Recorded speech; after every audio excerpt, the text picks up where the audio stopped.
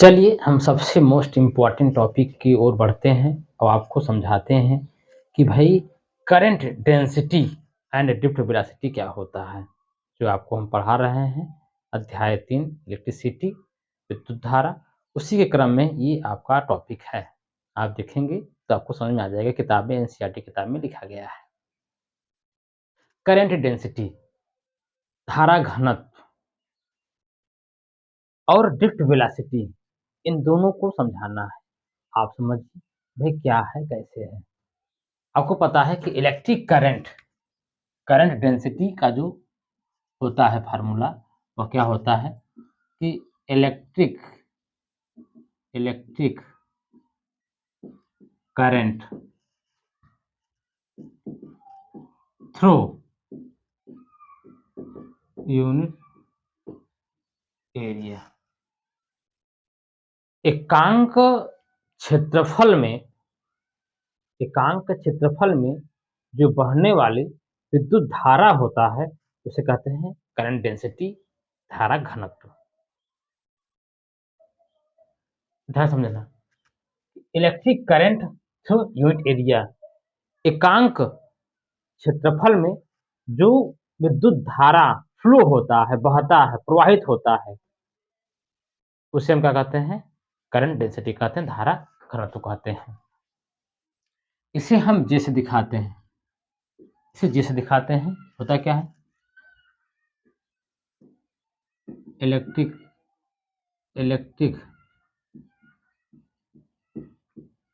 Current बटे cross section area in direction of I. Hindi में लिख देता हूं, विद्युत धारा और यहां पर हम लिखेंगे क्षेत्रफल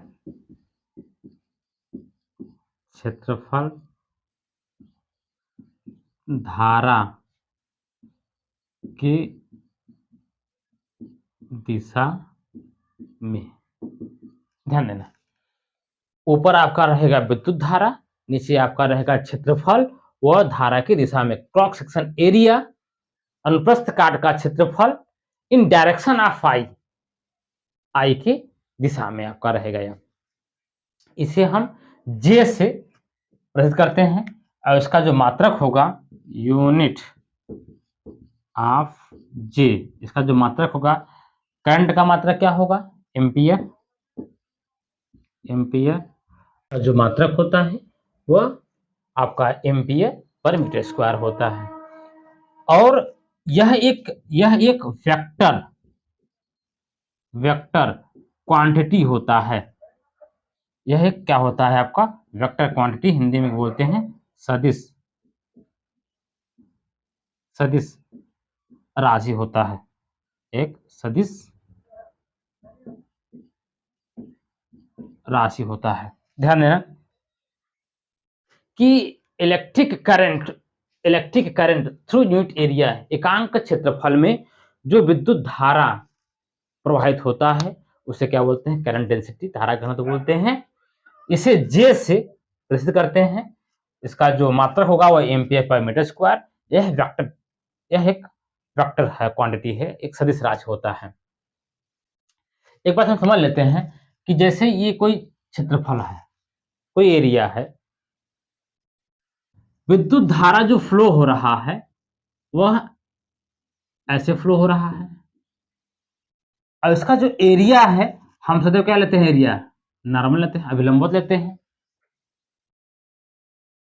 तो जो मुझे एरिया लेना है, क्षेत्रफल लेना है, धारा की दिशा में लेना है, तो आपका जो जे बराबर हो जाएगा, यहाँ पर जे बराबर क्या हो जाएगा? आई बटी हो जाएगा।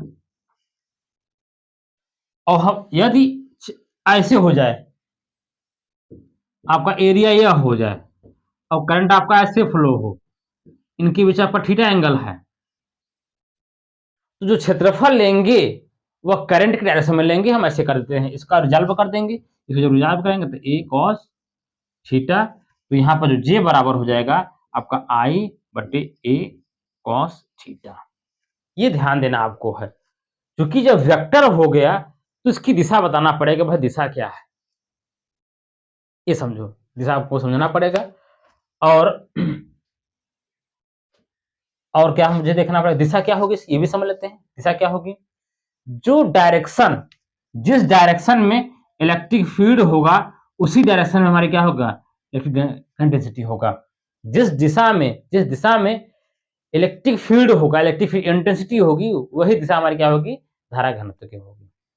ठीक है ना। क्योंकि आपको पता है कि जो यहाँ पर एरिया लेते हैं, एरिया नॉर्मल लेते हैं, क्योंकि यह एक अदिश है, लेकिन एरिया नॉर्मल से हमारा क्या सदिश बन जाएगा, आपका सदिश हो गया। आपका सदिश से कैसे हो रहा है, क्योंकि हम यहाँ पे एरिया नॉर्मल ले रहे हैं, इसे सदिश बन रहा है आपका। तो मुझे जिस डायरेक्शन में करंट फ्लो हो रहा है, वो जो धारा फ्लो हो रहा है, उसी की दिशा में मुझे क्या लेना होता है, मुझे लेना होता है एरिया, लेना होता है एरिया। कहाँ है आपका एरिया, ए कॉस थीटा, जे बराबर आई अपान ए कॉस थीटा। एरिया आपका नॉर्मल इधर है, क्योंकि अगर ऐसे था तो एरिया आपका बाहर था, करंट इधर फ्लो हो रहा था, लेकिन जब ऐसे हो गया तो ये हो गया, करंट आपका कैसे फ्लो हो रहा है, तो मुझे इसे रिजॉल्व करना पड़ेगा, दो घटकों में तोड़ना पड़ेगा। तो ये हो गया धारा घनत्व की परिभाषा, इसका मात्रक। यह एक सदिश राशि है, आप नोट पॉइंट लिख लीजिएगा कि जिस डायरेक्शन में विद्युत क्षेत्र की दिशा होती है, धारा घनत्व की भी वही दिशा होती है। ठीक है, चलिए फिर आगे बढ़ते हैं हम। इसको वीडियो को पॉज करके इसे आप नोट कर लीजिएगा।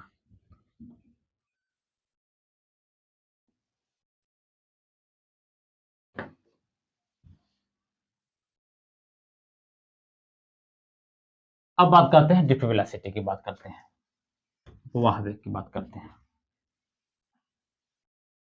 अब बात करते हैं ड्रिफ्ट वेलोसिटी की। ड्रिफ्ट वेलोसिटी क्या है, जिससे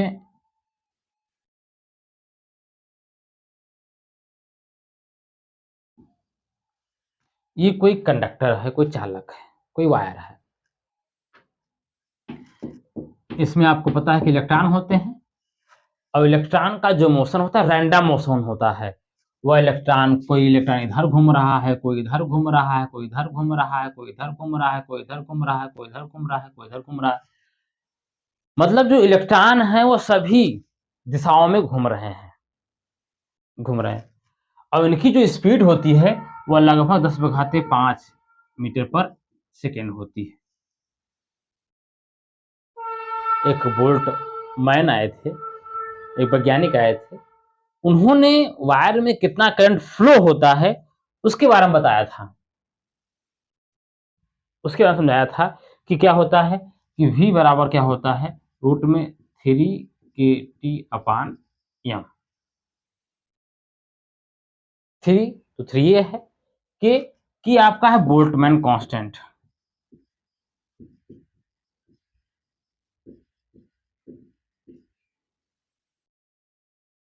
इसका मान जो होता है वह होता है 1.38 ×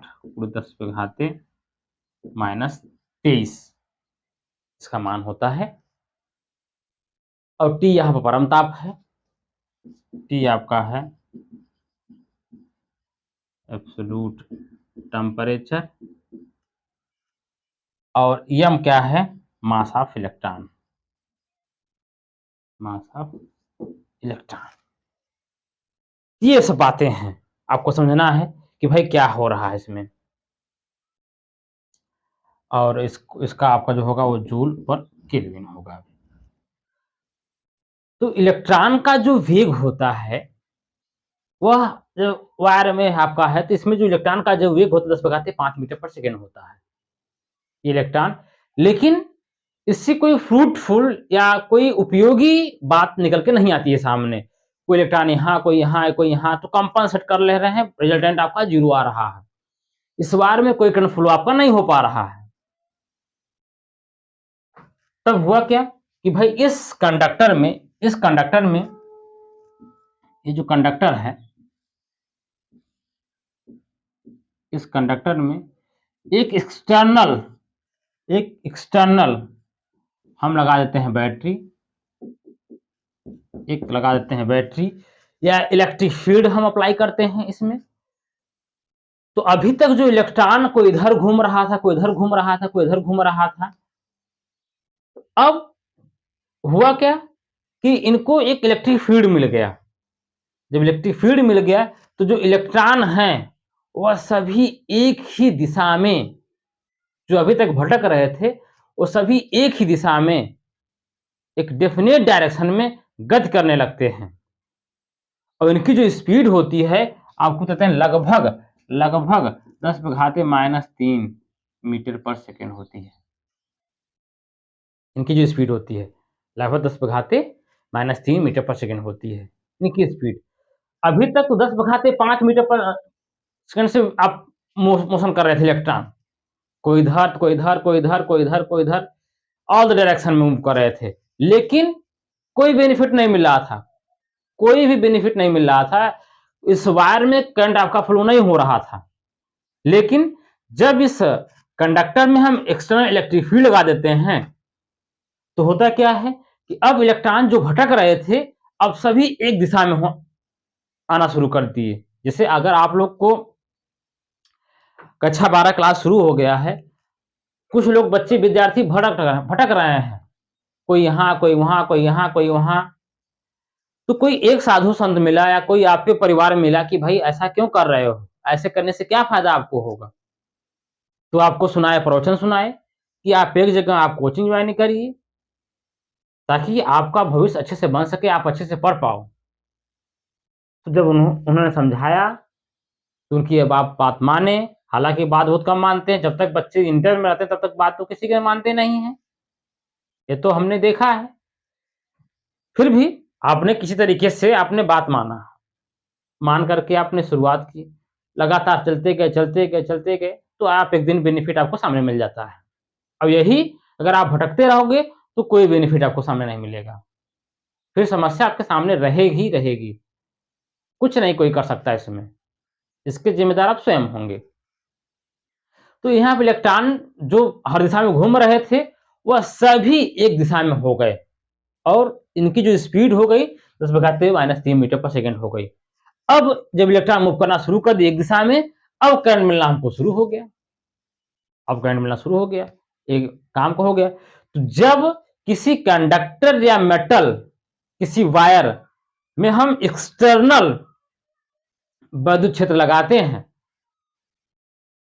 तो उसके कारण जो इलेक्ट्रॉन है वो एक डेफिनेट, एक निश्चित दिशा में गति करने लगते हैं। उस गति को हम क्या बोलते हैं? ड्रिफ्ट वेलोसिटी बोलते हैं।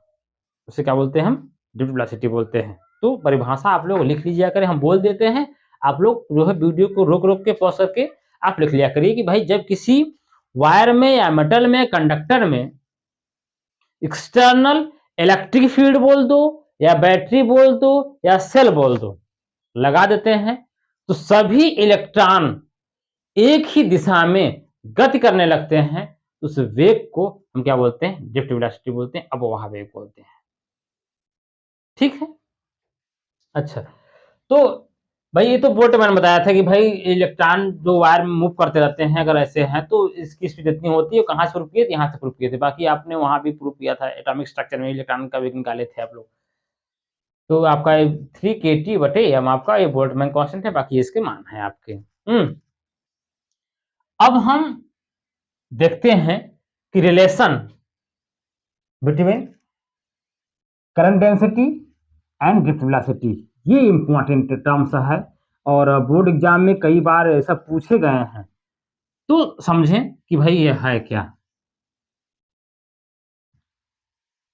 इन दोनों में संबंध मुझे देखना है।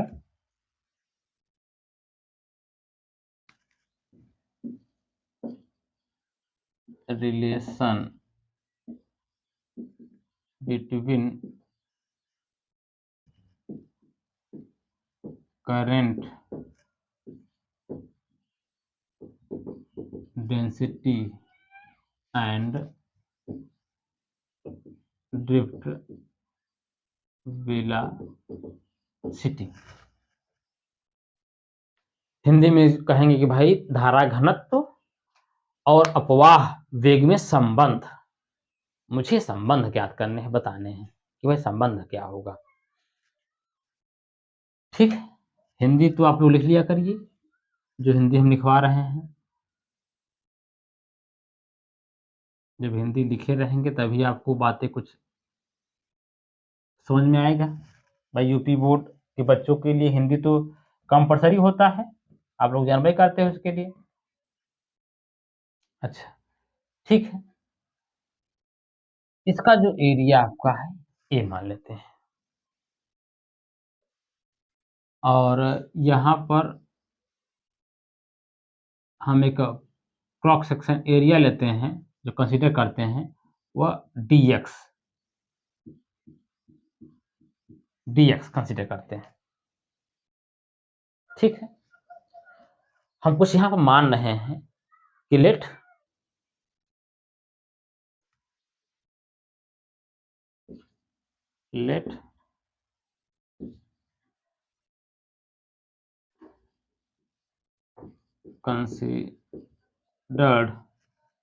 considered that there are n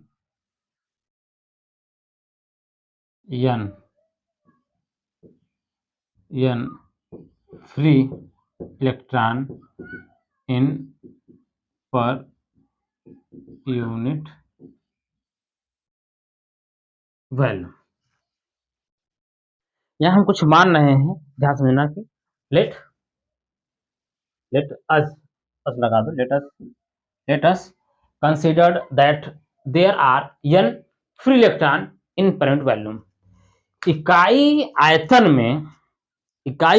में जो नंबर ऑफ फ्री इलेक्ट्रॉन है, जो फ्री इलेक्ट्रॉन है इकाई आयतन, हिंदी लिख लीजिएगा, इकाई आयतन में जो n फ्री इलेक्ट्रॉन है, इकाई आयतन में जो हम माने क्या है n फ्री इलेक्ट्रॉन है, माना इकाई आयतन में n आपकी फ्री इलेक्ट्रॉन है, मुक्त इलेक्ट्रॉन है। हमने माना कि भाई let us considered that there are n free electron in per unit volume, इकाई आयतन में आपके n फ्री इलेक्ट्रॉन है, ये हमने माना है। ठीक है, अब इसमें देखते हैं कि सेलेक्टेड वॉल्यूम कितना है। सेलेक्टेड वॉल्यूम आपको पता है, सेलेक्टेड वॉल्यूम आपका क्या होगा, आपका एरिया इनटू लेंथ। इसका जो एरिया आपका ए है, लेंथ आपका dx है, तो यही आपका होगा ना। अच्छा, तो नंबर ऑफ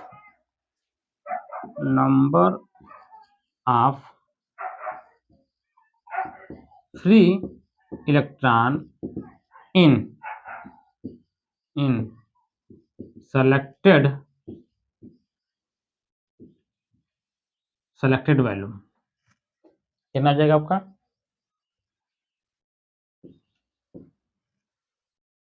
आपका, हो जाएगा ए dx इंटू एन हो जाएगा। भाई इकाई आयतन में हमने माना है, इकाई आयतन में कि भाई फ्री इलेक्ट्रॉन कितने हैं, n है।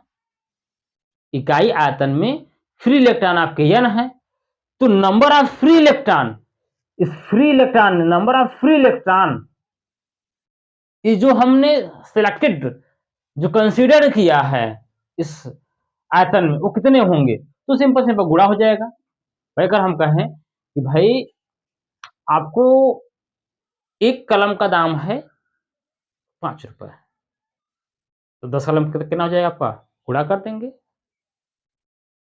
10 गुणित 5 10 हो जाएगा आपका। तो यही है कि इकाई आयतन में नंबर ऑफ इलेक्ट्रॉन कितने हैं, n है, तो जो सेलेक्टेड वॉल्यूम किए उसमें कितने हो जाएंगे, a dx इंटू n हो जाएगा। अब चार्ज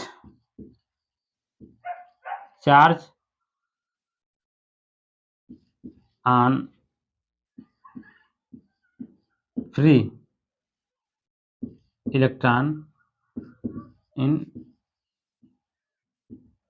selected वॉल्यूम, कितना चार्ज हो जाएगा, कितना चार्ज आपका होगा, तो आपका क्या हो जाएगा, A D X N E, ये होगा ना आपका। भाई चार्ज क्यू बराबर क्या होता है, क्यू बराबर एन ही होता है, तो ये आपके पूरे एन हो गए, पूरे एन हो गए, ये गुणा करते हैं आपका, तो ए डी एक्स एन आई, ये पूरा चार्ज हो जाएगा आपका, ये पूरा आवेश हो जाएगा। भाई charge on free electron in sector volume charge होगा ए डी एक्स यानी ई गुणा कर देंगे, तो जो करंट होता है, जो करंट क्या होता है, आई बराबर डी डी क्यू बटे क्या होता है, डी टी होता है, आई बराबर डी क्यू बटे डी टी होता है, तो ये आई डी क्यू का मान क्या है, A D X N E बटे क्या होगा, डी टी, आई बराबर क्या, A N E D X बटे क्या, डी टी। अब D X upon D T, D X upon D T, ये क्या होगा भैया, D X upon D T, या क्या होगा, ये वेग हो जाएगा आपका, आई ए एन ई भी डी, इसे क्या बोलेंगे, टी बोलेंगे। थोड़ा समझिए, जब समझेंगे तभी आपको आएगा, ऐसे तो नहीं आ पाएगा, फिर आपको ऐसे आप दिक्कत करेंगे। भाई हम क्या कर रहे हैं कि भाई आई डी क्यू पान डी टी, हमने ये डी क्यू निकाला है, ये जो है वो डी क्यू है, ये डी क्यू है। भाई थोड़ा समझिए, यहाँ पर थोड़ा सा समझेंगे तो बात क्लियर हो जाएगी, नहीं तो कंफ्यूजन तो बना रहेगा आपका। कि let us consider that there are N free electron in per unit volume, इकाई आयतन में जो फ्री इलेक्ट्रॉन हैं जो मिलेंगे, हमने माना कि इकाई आयतन जो फ्री इलेक्ट्रॉन है वो कितने हैं, एन है, एन माना, तो सिलेक्टेड वॉल्यूम में कितने इलेक्ट्रॉन होंगे, गुणा हो जाएगा आपका, ये गुणा हो जाएगा आपका, कितने चार्ज हो जाएंगे आपके, तो चार्ज आपका ई गुणा हो जाएगा आपका, ए डी क्यू, आई बराबर क्या, डी क्यू पान डी टी, डी क्यू का मान आपने ये रखा, बाकी सब कुछ रहेगा D X upon D T, और ये क्या है, डिस्प्लेसमेंट अपान टाइम, डिस्प्लेसमेंट अपान टाइम वेग होता है, वेग हो गया आपका ये। तो यहाँ पर आप आई एक बटे में कर दो, एक बटे में कर दो, आपका एन ई पी टी हो जाएगा, आई अपान ए क्या होता है भैया, जे, ये जे हो गया आपका एन ई पी टी, ये धारा घनत्व, ये ड्रिफ्ट वेलोसिटी में संबंध है, आप देख रहे हो, धारा घनत्व ड्रिफ्ट वेलोसिटी में संबंध है। और जो धारा घनत्व है वह, जो धारा घनत्व है वह डीवी की क्या है आपका समानुपाती है। तो ये चीजें हैं, सब थोड़ा सा समझो कि क्या हम कर रहे हैं क्या नहीं कर रहे हैं, थोड़ा सा दिमाग लगाओगे तो बात पकड़ में आ जाएगा, नहीं तो हम कितनों मेहनत कर दें आपको समझ नहीं आ सकता, तो थोड़ा सा मेहनत आपको करना पड़ेगा। उसी क्रम में हम आपको थोड़ा सा आगे बढ़ते हैं, ऐसे आप वीडियो को पॉज करके ऐसे आप नोट कर लीजिएगा, ठीक है। अच्छा चलिए देखते हैं, इसी वीडियो को पॉज करके नोट कर लीजिएगा, ठीक है ना। देखो कुछ चीजें हैं जो आपको अगर समझ में नहीं आता है, हालांकि हमें मानते हैं थोड़ा सा अंग्रेजी का उपयोग ज्यादा कर दिए हैं, बाकी हिंदी आप इसका लिख सकते हो, इसकी हिंदी लिख सकते हो कि माना इकाई आयतन में जो मुक्त इलेक्ट्रॉन है वह एन है, इसकी हिंदी। दूसरा जो है घिरे हुए आयतन में जो फ्री इलेक्ट्रॉन है वह इतने हो गए, और तीसरा आपका जो है घिरे हुए आयतन में जो आवेश होगा वो इतना हो जाएगा। ये सब बातें आपको लिखना पड़ेगा, बाकी कोई दिक्कत है नहीं, ये सब लिखे रहेंगे तो आपको काम आएगा, चाहे यूपी बोर्ड को हो, चाहे सीबीएसई बोर्ड को हो, चाहे आईएससी बोर्ड को, जिस बोर्ड में आप पढ़ रहे हो उस बोर्ड के हिसाब से आप लोग अपने हिसाब से, एक अच्छा 12 में आप आ गए हो तो थोड़ा सा दिमाग तो लगाना पड़ेगा, कुछ तो लगाना पड़ेगा, मेहनत करना पड़ेगा आपको ना। चलिए हम एक काम करते हैं, थोड़ा सा एक चीजें आपको बताना चाह रहे हैं।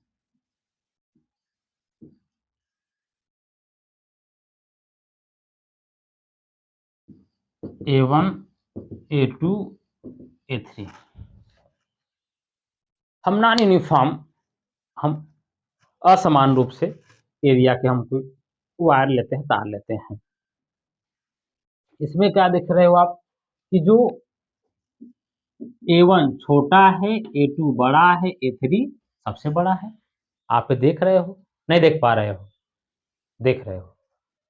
अच्छा, A1 छोटा है, A2 बड़ा है, A3 बड़ा है। अच्छा, जो करंट जाएगा तीनों में, करंट I1 हो चाहे आपका I2 हो चाहे आपका I3 हो, करंट आपका तीनों में सेम होगा। करंट के मान में कोई बदलाव नहीं होगा। करंट के मान में कोई बदलाव नहीं होगा। करंट आपका तीनों में सेम जाएगा। जो चार्ज जाएगा तीनों में जाएगा सेम। अच्छा, ठीक है।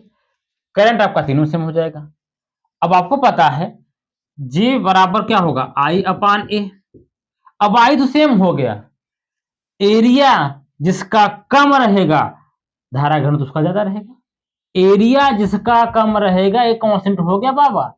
इसका ये अगर कम है तो ये ज्यादा, ज्यादा है तो ये कम। ठीक है, क्योंकि तीनों में आई सेम जाएगा आपका। तो अब क्या होगा, J1 ज्यादा होगा क्योंकि ये कम है, ये ज्यादा होगा। फिर आपका J2, फिर आपका J3। आपको पता है कि J समानुपाती क्या है, VD के है, VD के है।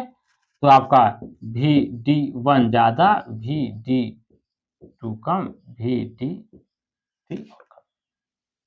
भाई एरिया कम है तो यहाँ पे स्पीड ज्यादा होगी। देखो एरिया कम है लेकिन स्पीड निकलने की ज्यादा होगी। जैसे आप लोग पानी लो, एक पाइप है, पाइप का मुंह बंद कर दोगे तो पानी का प्रेशर ज्यादा हो जाएगा, दूर तक फेंकेगा। कभी आप ट्राई करना, अगर आपके घर पर सबमर्सिबल वगैरह कुछ होंगे, आप ट्राई करिएगा कि पाइप है और पाइप का थोड़ा सा मुंह हम दाब दें, दाब देने से क्या होगा, पानी दूर तक फेंकेगा आपका, तो प्रेशर ज्यादा हो जाएगा, आपको दूर तक अधिक फेंकेगा तो स्पीड ज्यादा बढ़ जाएगी। तो यहाँ पर A1 कम है, स्पीड ज्यादा है। तो ये सब बनते हैं बहुविकल्पी के रूप में क्वेश्चन बनते हैं, एंट्रेंस एग्जाम में क्वेश्चन बनते हैं। तो ये सब बातें आप लोग समझिएगा, देखिएगा। और कई बार बने भी हैं क्वेश्चन इस पर, हम देखे हैं कई बार बने भी हैं, यहाँ से क्वेश्चन उठाया है कभी कभी। तो ये ऑर्डर भी आपको समझना होगा। ठीक है, तो ये आपका टॉपिक आपको कैसा लगा आप बताइए, कमेंट करिएगा मुझे। बाकी कोई दिक्कत है नहीं, जहां पर कुछ भी समस्या आपको हो रही होगी आप लोग मुझे बताइएगा, कमेंट करिएगा, ताकि हम आपको दोबारा समझा सकें। ठीक है, चलिए इसके आगे आपको हम अगला दिन बताते हैं।